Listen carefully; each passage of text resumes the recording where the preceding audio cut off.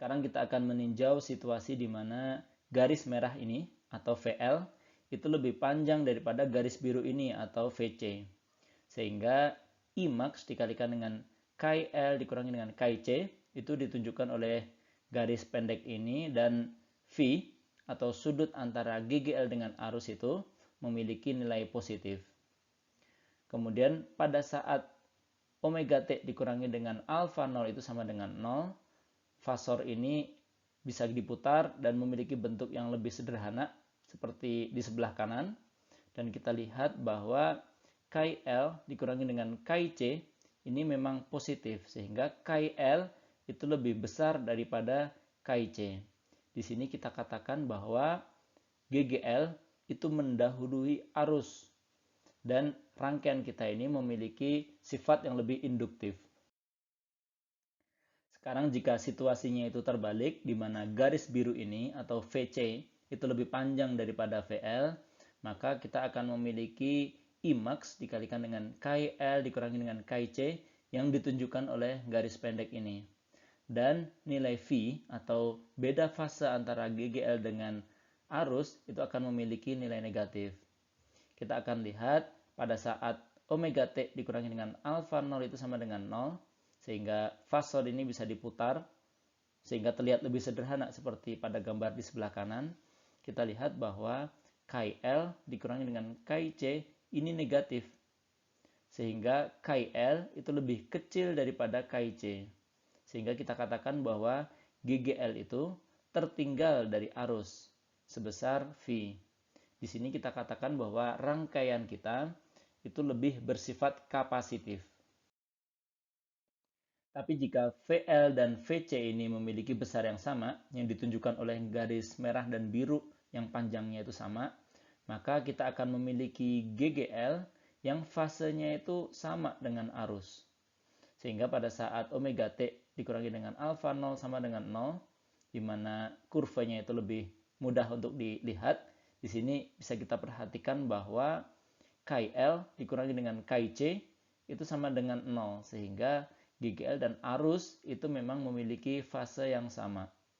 Pada kondisi ini, KL itu sama dengan KC, dan karena KL itu adalah omega L, sedangkan KC itu adalah seper omega C, kita bisa dapatkan bahwa frekuensi ini, omega ini, sama dengan seper akar LC. Dan ini adalah kondisi resonansi, di mana pada kondisi ini besarnya Z itu adalah R saja, sehingga hambatan Z itu minimal. Namun arus Imax yang besarnya itu adalah GGL maksimum dibagi dengan Z itu adalah maksimum atau yang terbesar. Bagaimana dengan daya pada arus bolak-balik? Kita ingat bahwa arus itu adalah Imax sinus omega T dikurangi dengan alfa 0.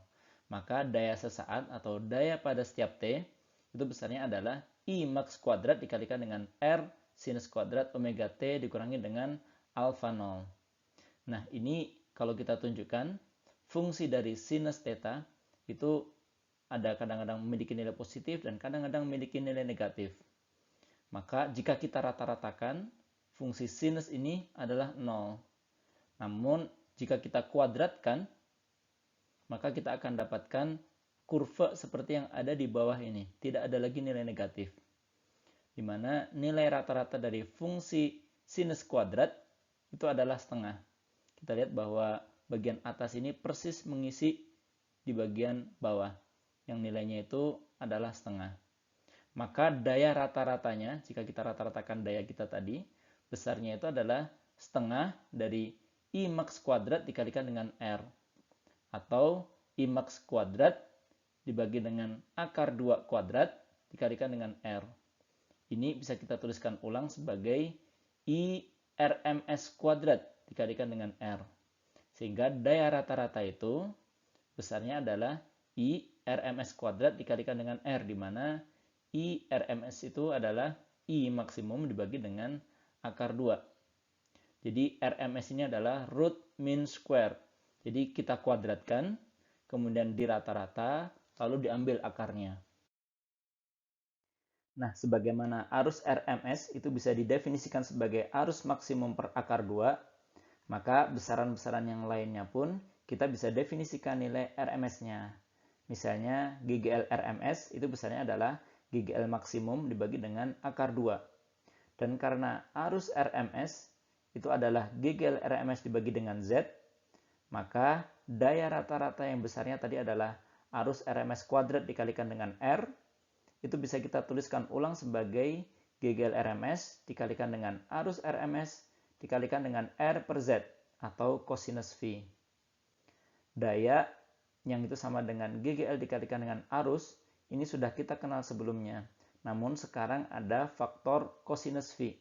Sehingga cosinus V ini sering disebut sebagai power factor atau faktor daya.